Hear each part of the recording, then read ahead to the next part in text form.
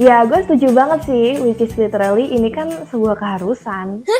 Which is literally artinya apaan dah? Lah, emangnya kenapa Iya kan? kalau pakai bahasa Inggris? Kesannya kayak nggak nasionalis gitu loh.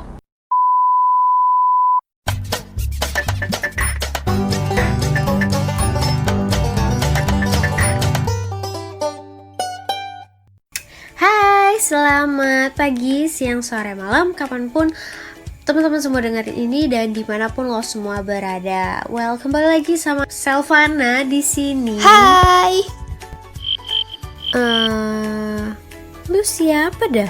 Lah kan Selvana ada 2 orang. Oh iya ya bener. Gimana sih? Kalau gitu bersama gue Sally. Dan gue Tavana. Sekarang kita lagi rekaman di tanggal 14 November 2020. Yes. Dan dulu ya, kalau kita masih sekolah nih, biasanya di bulan-bulan ini tuh pada rame ngerayain bulan bahasa. Bener banget Sel. Terus biasanya perlombaannya itu tentang budaya-budaya gitu kan. Oh iya, bener banget. Jadi kangen sekolah.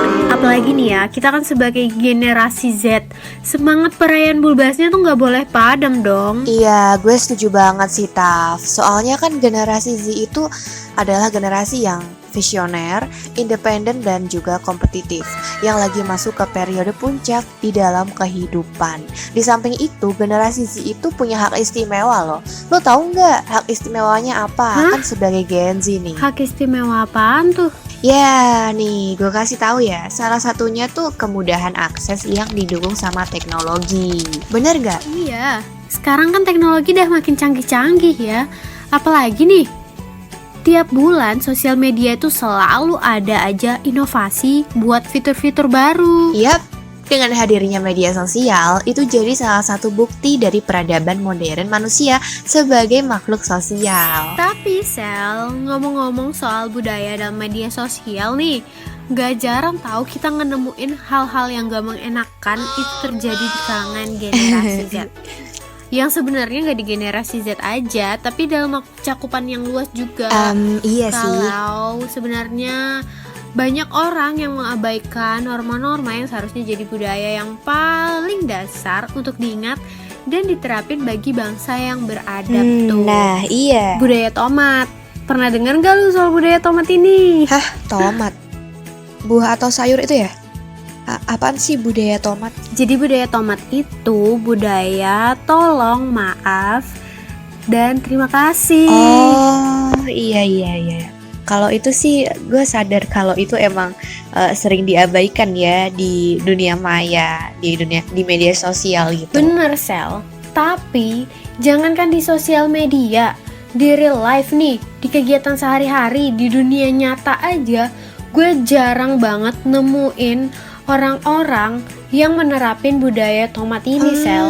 Iya. Soalnya kan kalau di media sosial itu kan kita campur sama orang-orang ya kan, dan di situ ada orang yang nggak kenal. Iya, kayak dan jadi kayak norma-norma itu paling dilihat karena kita itu ketemu sama orang-orang yang nggak dikenal gitu kan. Jadi itu haruslah hashtag nomor 1 gitu nggak sih? Iya, di media sosial kan kita kan campur sama orang-orang yang nggak kenal kan. Dan semua pengguna sosial media itu belum tentu cocok dengan kita. Jadinya kita harus berhati-hati. Iya, benar. Nah, kalau yang kata maaf, gimana menurut lo? Zaman sekarang nih, gue lihat kata maaf itu udah nggak pernah dipakai, apalagi di sosial media. Kalau misalnya nih, kita lagi bercanda, terus ada yang bersinggung, kata maaf itu udah tergantikan sama kata baperan lu. Bener kan?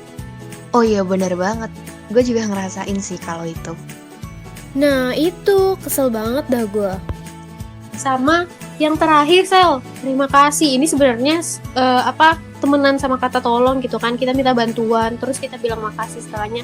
Nah sedangkan orang-orang tuh zaman sekarang tuh enggak. Misalnya nih gue kasih contoh, ada orang ngechat tiba-tiba, Taf, fotoin catatan lu ini dong. Pas udah dikirimin, cuma di-read dong, bilang makasih enggak. Jadi gue mesti mancing dulu kayak, makasih cantik.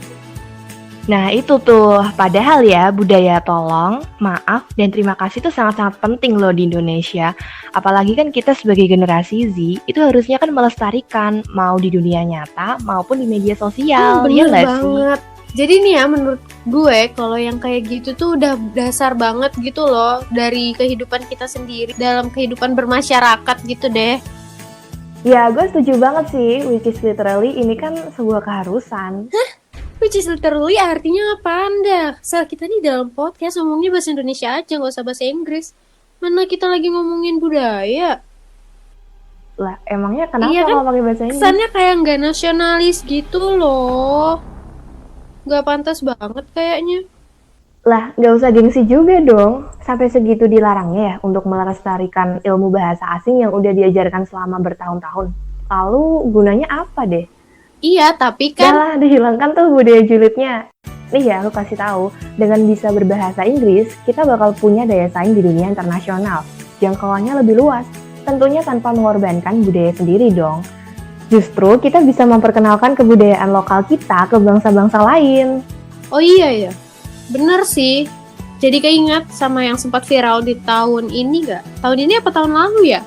Yang itu Sel, yang Koera Iso Melayu. Gimana sih nadanya, lu inget gak? Oh iya. Oh yang itu yang Koera iso mlayu. Nah iya, yang itu. Itu juga ada Inggrisnya kan ya? Nah iya yang itu, yang produksinya Weird Genius. Kenapa nggak dijulitin? Ya masa orang udah berhasil go internasional mau dijulitin sih, itu kan udah go internasional gitu loh.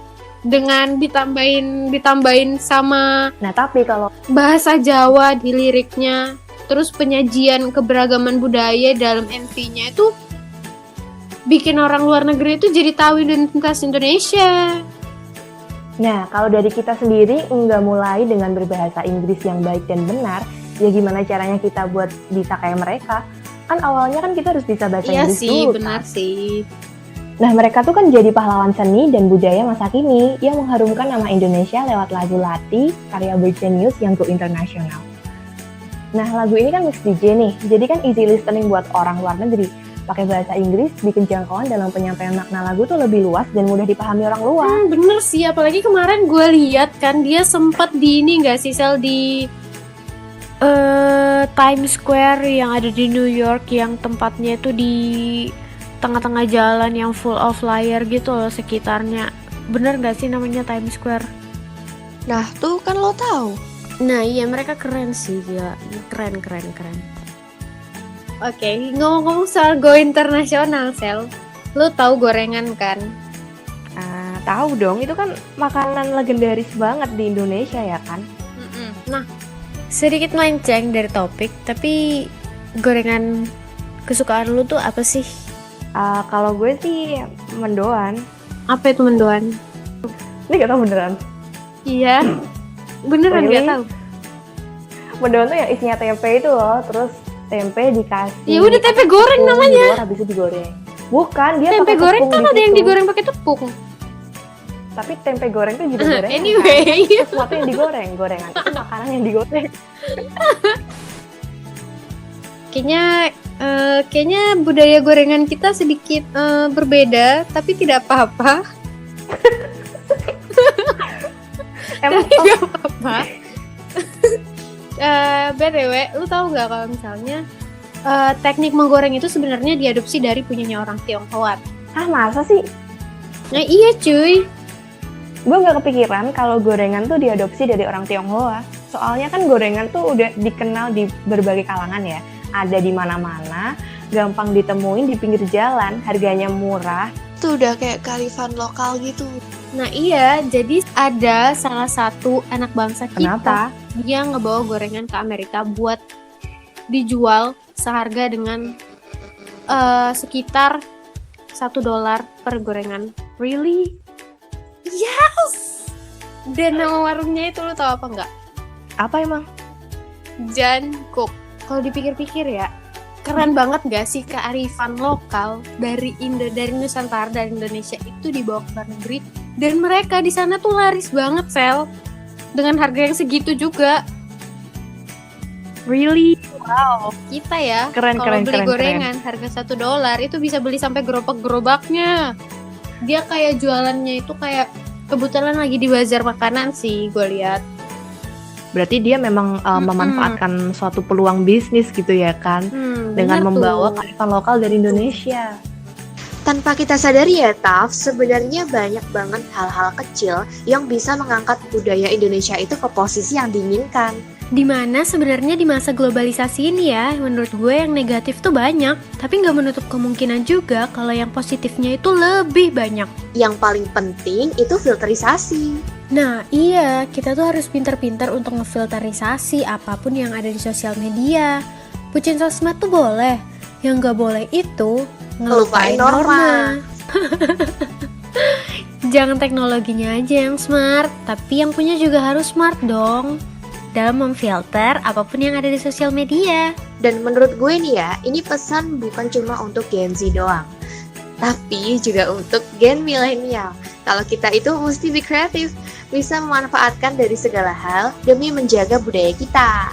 Nah iya, kan sayang tuh Sel kalau misalnya Indonesia itu punya banyak banget budaya, bukan dari segi seninya aja, tapi bisa berupa kearifan lokal yang tanpa kita sadari juga termasuk dalam budaya Indonesia. Oke deh, Sekian dari kami, dari kami, Sally dan Selvana, kami pamit undur diri. Jangan lupa jaga jarak. Stay healthy dan Sampai jumpa. Sampai jumpa, bye-bye.